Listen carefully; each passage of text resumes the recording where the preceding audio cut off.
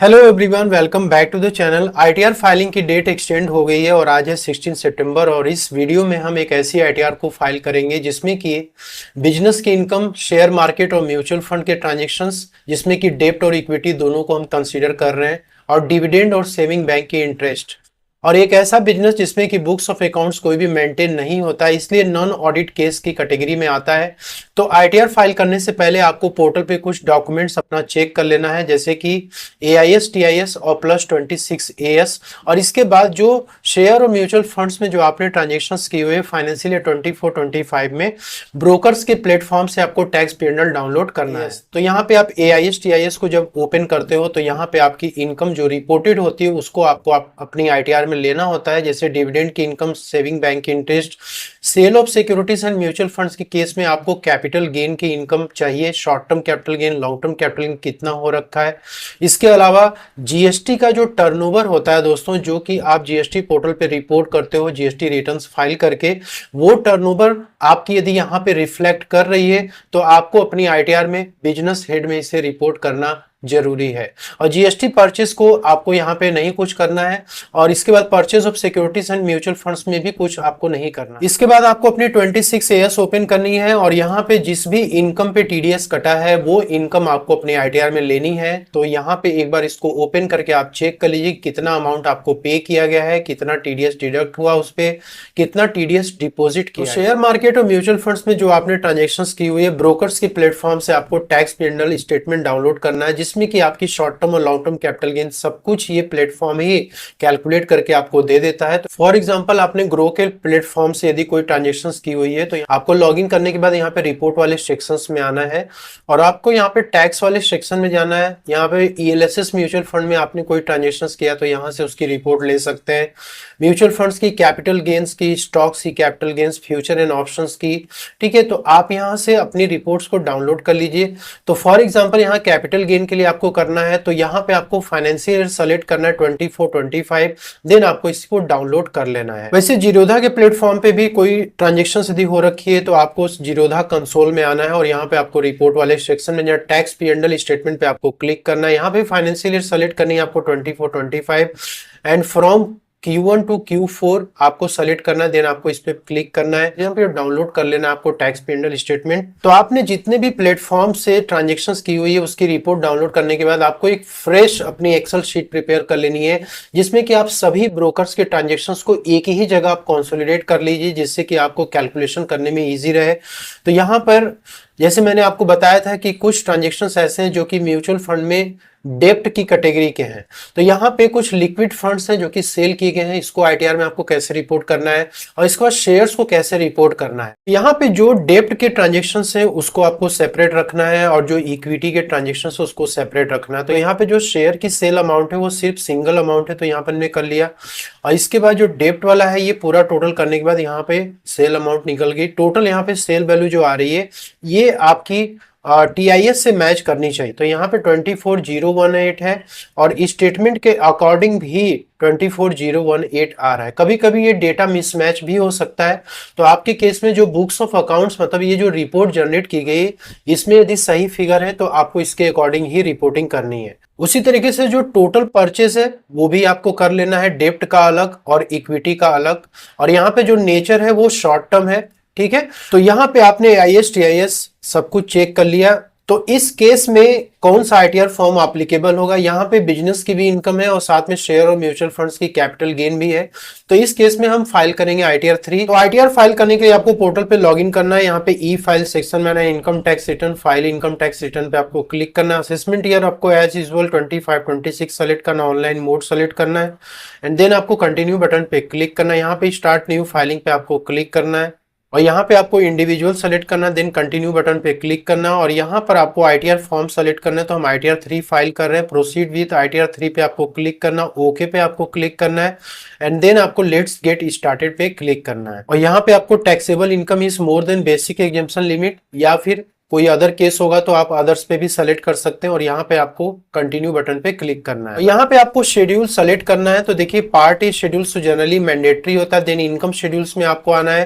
तो यदि आपकी सैलरी की इनकम, हाउस प्रॉपर्टी की इनकम है तो आप इसको चेक कर सकते हैं, अदरवाइज अनचेक रहने देंगे। इस केस में कोई भी इस प्रकार की इनकम नहीं है, इसलिए इसको हम कंसिडर नहीं कर रहे हैं। शेड्यूल कैपिटल गेन की इनकम है, 1112A है, लॉन्ग टर्म कैपिटल गेन, कोई क्रिप्टो की ट्रांजेक्शन हो रखी है तो आप शेड्यूल वीडियो को सेलेक्ट कर सकते हैं। अदर सोर्सेज की इनकम है। इसके बाद यहाँ पे आपको शेड्यूल SI पे सेलेक्ट करना है, देन आपको इस पे अनचेक कर देना है और यहाँ पे एग्जेम्प्ट इनकम होगा तो आप सेलेक्ट करेंगे। Pass through income, schedule FSI foreign source और शेड्यूल ट्रांसफर रिलीफ। ठीक है, तो इसमें जो भी शेड्यूल्स आपके ऊपर एप्लीकेबल है आप उसको यहाँ से सेलेक्ट कर सकते हैं। बिजनेस के केस में आप आएंगे तो देखिए यहाँ पे बैलेंस शीट मैंडेटरी होती है, manufacturing account, trading account, P&L account. ठीक है, और यहाँ पे आपको शेड्यूल BP भी सेलेक्टेड रहने देना है। इसके बाद आप जैसे GST का टर्नओवर रिपोर्टेड है तो यहाँ पे आपको GST की भी डिटेल्स आपको सबमिट करनी पड़ेगी, तो आप इसको चेक कर देंगे। इसके बाद आपको कंटिन्यू बटन पे क्लिक करना है, यहाँ स्किप द क्वेश्चंस पे आपको क्लिक करना है, देन आपको ओके पे क्लिक करना है। इसके बाद आपको जनरल इंफॉर्मेशन में आना है और यहाँ पर आपको फाइलिंग स्टेटस सेलेक्ट करना है। तो अभी आज 16 सितंबर है और दोस्तों ये डेट एक्सटेंड हो गई थी, तो आपको यहाँ पे सेक्शन 139(1) सेलेक्ट करना है। इसके बाद जो ITR फाइल होंगी वो सेक्शन 139(4) में फाइल होंगी।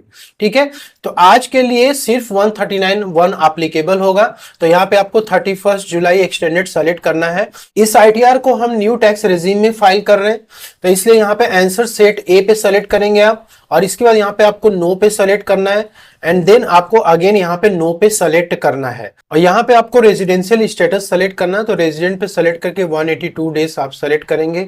बाकी यहाँ पे जितने भी आपको ऑप्शन दिख रहे हैं सब पे आपको नो पे सेलेक्ट करना है एंड देन आपको यहाँ पे ऑडिट इंफॉर्मेशन में आना है। यहाँ पर आप अपनी बुक्स ऑफ अकाउंट्स को यदि मेंटेन करते हैं तो आपको यस पे सेलेक्ट करना है, नहीं करते हैं क्योंकि ये सेक्शन 44 AD में हम रिपोर्टिंग कर रहे हैं, बुक्स ऑफ अकाउंट्स मेंटेन नहीं किया जाता है, तो इस केस में यहाँ पे नो पे सेलेक्ट करेंगे। और यहाँ पर जबकि आप 44 AD में रिपोर्ट कर रहे हैं तो आपको यहाँ पे यस पे सेलेक्ट करना है। Are you liable to audit, यहाँ पे नो पे सेलेक्ट करना है। इसके बाद सेक्शन 192E यहाँ पे नो करना है आपको और इसके बाद आपको यहाँ पे नेचर ऑफ बिजनेस पे आना है। तो देखिए 44 AD में जब आप रिपोर्टिंग करते हैं तो यहाँ पे आपको नेचर ऑफ बिजनेस सेलेक्ट नहीं करना है। ठीक है, और यहाँ पे आपको बैंक की डिटेल्स सेलेक्ट कर लेनी है। ठीक है, जिसमें भी रिफंड आपको क्लेम करना, देन आपको कंटिन्यू बटन पे क्लिक करना है। तो सबसे पहला जो शेड्यूल होता है वो बैलेंस शीट का होता है, तो इसमें आपको कुछ विशेष डेटा अपडेट नहीं करनी है, इस पे आपको क्लिक करना है, देन आपको ओके पे क्लिक करना है। यहाँ पे आपको पॉइंट नंबर 6 पे क्लिक करना है और इसके बाद यहाँ पर आपके केस में जो भी होगा, जैसे सन्ड्री डेटर्स की टोटल फिगर कितनी 31 मार्च को वो आप रिपोर्ट कर सकते हो। सन्ड्री क्रेडिटर्स की कितनी वैल्यू थी, स्टॉक इन ट्रेड कितना था, कैश बैलेंस कितना था। यदि आपके केस में है तो आप एंटर कर सकते हैं, अदरवाइज इसको आप 0 रख सकते हैं। देन आपको कंफर्म पे क्लिक करना है और यहाँ पे आपको मैन्युफैक्चरिंग अकाउंट में भी कुछ नहीं करना, ट्रेडिंग में भी आपको कुछ नहीं करना, सिंपली शेड्यूल्स को आप क्लिक करें और इसको आप कंफर्म कर लें। और इसके बाद नेक्स्ट शेड्यूल है प्रॉफिट एंड लॉस अकाउंट, इस पे आपको क्लिक करना है और यहाँ पे आपको प्रिजम्पटिव इनकम पे क्लिक करना है और सेक्शन 44 AD पे आपको क्लिक करना है और यहाँ पे आपको एडिट बटन पे क्लिक करना है। ठीक है, तो सबसे पहला काम आपको क्या करना है, नेचर ऑफ बिजनेस सेलेक्ट करना है। तो यहाँ पे ऐड अनदर पे आप जाएंगे और यहाँ पे आपको अपना बिजनेस का नाम एंटर करना है, यहाँ से आपको कोड सेलेक्ट करना है और किस टाइप का बिजनेस आप कर रहे हैं डिस्क्रिप्शन में आपको एंटर करना है और इसके बाद आपको सेव पे क्लिक करना है। तो आपका बिजनेस यहाँ पे ऐड हो जाएगा और इसके बाद आपको यहाँ पे अब सेल्स रिपोर्ट करनी है। तो फर्स्ट ऑप्शन ये है कि जो आपने बैंकिंग चैनल के थ्रू, मतलब अकाउंट पे ही चेक हो गया या फिर नेफ्ट RTGS के थ्रू जो कि पैसा आपके अकाउंट में आया है उसका टर्नओवर यहाँ रिपोर्ट करिए। यदि कुछ कैश में आपने किया हो तो उसको करिए। इसके बाद एनी अदर मोड में भी आप अमाउंट को एंटर कर सकते हैं। और यहाँ पे देखिए इंपॉर्टेंट पॉइंट ये है कि जो आप सेल यहाँ पे रिपोर्ट कर रहे हो ना, इसका मिनिमम 6% आपको प्रॉफिट यहाँ पे डिक्लेयर करनी है। 6% से ज्यादा आप कर सकते हो लेकिन 6% के नीचे आपको नहीं करना। और कैश और एनी अदर मोड के केस में आपको मिनिमम 8% यहाँ पे इनकम डिक्लेयर करनी है और इसके बाद आपको यहाँ पे सेव पे क्लिक करना है। इसके बाद आपको अगेन कंफर्म कर देना है। नेक्स्ट शेड्यूल है यहाँ पे शेड्यूल BP का, जो कि आप क्लिक करेंगे, इसको कंफर्म करेंगे। शेड्यूल कैपिटल गेन पे आपको आना है तो यहाँ पे शेयर और म्यूचुअल फंड्स की जो ट्रांजेक्शन्स की उसको रिपोर्ट करना है हमें। सारा ट्रांजेक्शन्स हमारा शॉर्ट टर्म कैपिटल गेन का था, तो शॉर्ट टर्म कैपिटल गेन पे क्लिक करेंगे और इसके बाद पॉइंट नंबर 3 पे आपको आना है। यदि आपने शेयर सेल किया हुआ है या इक्विटी ओरिएंटेड म्यूचुअल फंड्स आपने बेचा हुआ है डेप्ट को छोड़कर, तो आपको पॉइंट नंबर 3 में इसकी रिपोर्टिंग करनी है, तो इस पे आपको क्लिक करना है। और यहाँ पे देखिए आपको क्या ध्यान देना है कि 23 जुलाई के पहले की फिगर और इसके बाद 23 जुलाई के बाद की फिगर, ये दोनों ही आपको रिपोर्ट करनी है। तो दोस्तों इक्विटी के लिए तो आपको ये दोनों सेपरेट करना है, 23 जुलाई के पहले और 23 जुलाई के बाद, लेकिन डेप्ट के लिए ऐसा कोई रेस्ट्रिक्शंस नहीं है। डेप्ट में आपको सिंपली अपना कैपिटल गेन रिपोर्ट करना है। तो यहाँ पे जो ट्रांजेक्शंस था इस केस में ये सारा डेप्ट का था, सिर्फ एक इक्विटी का था। तो ये 23 जुलाई के पहले हुआ है, तो हम ITR में क्या करेंगे, 23 जुलाई के पहले इंटर करेंगे। तो यहाँ पे आपको सेल वैल्यू रिपोर्ट करनी है, यहाँ पे उसकी कॉस्ट रिपोर्ट करनी है। तो जो शीट्स मैंने आपको बताया था, कैलकुलेट करके बताया था, वहीं से ये फिगर आपको लेनी है। और इसके बाद यहाँ पे आपकी ये short term capital gain calculate हो जाती है। और दोस्तों शॉर्ट टर्म कैपिटल गेन जो आपको ऊपर हुआ है उसको आप शेड्यूल F में भी रिपोर्ट करना है। तो यहाँ पर आपको डेट वाइज क्या करना है, रिपोर्टिंग करनी है। तो आप अगेन अपनी एक्सेल शीट ओपन करेंगे और यहाँ पे आप ट्रांजेक्शन्स की डेट देखेंगे तो देखिए 14 जून 2024 है। तो यहाँ पे हम क्या करेंगे, अप टू 15 जून में इस अमाउंट को रिपोर्ट कर देंगे एंड देन आपको क्या करना है, यहाँ पे कंफर्म पे क्लिक करना है। अब दोस्तों जो डेप्ट कैटेगरी के म्यूचुअल फंड्स हैं जो कि आपने सेल किया हुआ है वो जनरली सेक्शन 111A और 112A में रिपोर्टेड नहीं होते, कि जो डेप्ट कैटेगरी के फंड्स होते हैं वो स्लैब रेट से टैक्सेबल होते हैं। इसलिए आपको पॉइंट नंबर 3 में रिपोर्ट नहीं करना है, आपको आना है यहाँ पे पॉइंट नंबर 6 में। तो डेप्ट म्यूचुअल फंड के लिए आपको यहाँ पे सेलेक्ट करना है, देन आपको एडिट पे क्लिक करना है और यहाँ पे आपको टोटल सेल वैल्यू रिपोर्ट करनी है। तो जो एक्सेल शीट आपने प्रिपेयर किया था वहां से आप सेल वैल्यू ले लोगे। तो मेरे केस में ये सेल वैल्यू थी, तो इस अमाउंट को हम क्या करेंगे, इंटर कर देंगे। और उसी तरीके से जो परचेस कॉस्ट है, उस परचेस कॉस्ट यानी कि टोटल जो आपने बाई किया था, कॉस्ट ऑफ एक्विजिशन, वो आपको यहाँ पे एंटर करना है। और इसके बाद आपकी ये यहाँ पे कैपिटल गेन की अमाउंट आ जाएगी और यहाँ पे जो शॉर्ट टर्म कैपिटल गेन आ रही है इसको आपको पहले यहाँ पे सेव कर लेना है। और इसके बाद आपको यहाँ पे डाउन में आना है, शेड्यूल F पे आपको क्लिक करना है और यहाँ पर भी आपको पीरियड वाइज वो इनकम बतानी है। तो यहाँ पे देखिए पॉइंट नंबर 4 में मेंशन है कि short term capital gain taxable at applicable rate, मतलब जो स्लैब रेट है उसके आधार पे इस शॉर्ट टर्म कैपिटल गेन जो डेप्ट कैटेगरी पे हुआ है उस पर टैक्स लगेगा। तो यहाँ पे हमने क्या किया, ये अमाउंट जो आई थी गेन की ये हमने रिपोर्ट कर दिया यहाँ पे। और इसके बाद आपको सिंपली क्या करना है, यहाँ पे कंफर्म पे क्लिक कर। इसके बाद सेक्शन 112A है, यदि आपके केस में लॉन्ग टर्म कैपिटल गेन होगा तो आप रिपोर्ट कर सकते हैं। यहाँ पे आपको शेड्यूल अदर सोर्सेज पे क्लिक करना है। इसमें डिविडेंड की इनकम और सेविंग बैंक के इंटरेस्ट जो कि मैंने आपको बताया था, तो ये डेटा भी प्री फिल्ड होकर के आ जाता है, यहाँ पे आपको कुछ एंटर करने की जरूरत नहीं है। और इसमें जो डिविडेंड की जो इनकम है, ये डिविडेंड की इनकम आपको सबसे लास्ट में आना है और यहां पर आपको ये पॉइंट नंबर 10 में डिविडेंड की इनकम को रिपोर्ट करना है पीरियड वाइज।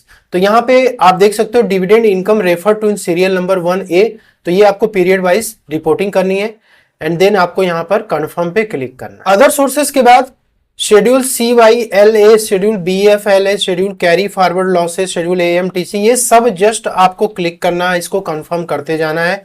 और दोस्तों इसके बाद शेड्यूल SI, इसको भी आपको कंफर्म करना है क्योंकि जो कैपिटल गेन आप रिपोर्ट करते हो उस पर स्पेशल रेट से टैक्सेस लगते हैं। चैप्टर 6A का डिडक्शंस, यदि आपके कुछ डिडक्शंस एप्लीकेबल है आपके ऊपर, हालांकि बिजनेस के केस में कोई भी चैप्टर 6A का डिडक्शन मिलता नहीं है, इसलिए आप जस्ट इसको कंफर्म कर सकते हैं। शेड्यूल ESOP एप्लीकेबल नहीं है। पार्ट B TTI पे आपको आना है, यहाँ पे आपकी टोटल इनकम कैलकुलेट हो जाती है, शॉर्ट टर्म और लॉन्ग टर्म कैपिटल गेन और जो नॉर्मल रेट की इनकम, सिंपली आपको इस पे कंफर्म करना है। और इसके बाद आपको यहाँ पे टैक्स पेड वाले सेक्शन में आना है। आपने जो भी टैक्सेस वगैरह, advance tax, self assessment tax पे किया वो सब यहाँ पे आपको दिखता है। इसके बाद आपको कंफर्म पे क्लिक करना है और इसके बाद आपको यहाँ पे पार्ट B TTI पे आना है। जो भी इनकम आपने ITR में रिपोर्ट किया, यहाँ पे आपकी टोटल टैक्स लायबिलिटी निकल आती है। यहाँ पे इनकम 3 लाख के नीचे है, इसलिए यहाँ पे टोटल टैक्सेस क्या आ रहे हैं, 0 आ रहे हैं।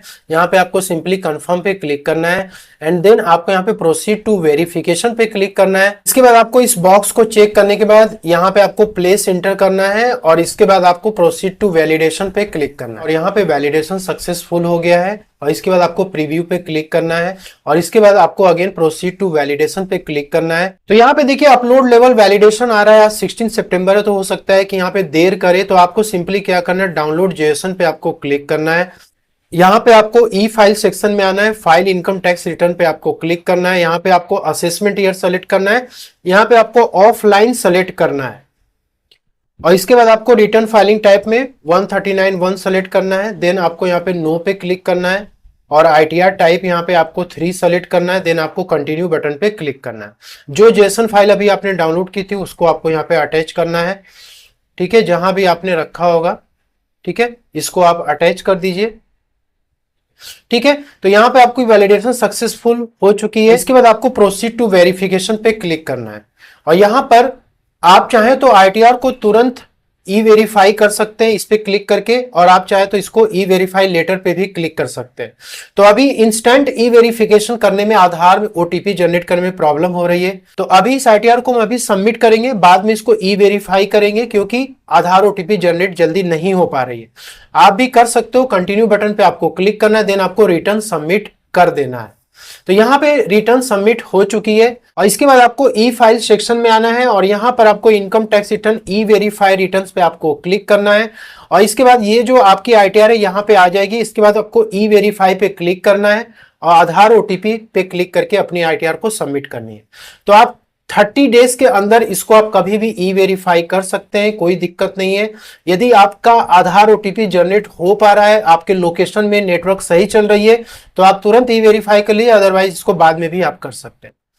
तो आशा करता हूं कि वीडियो में दी गई जानकारी आपको पसंद अच्छी लगे तो लाइक शेयर जरूर करें। मिलते हैं नेक्स्ट वीडियो में। Thank you so much.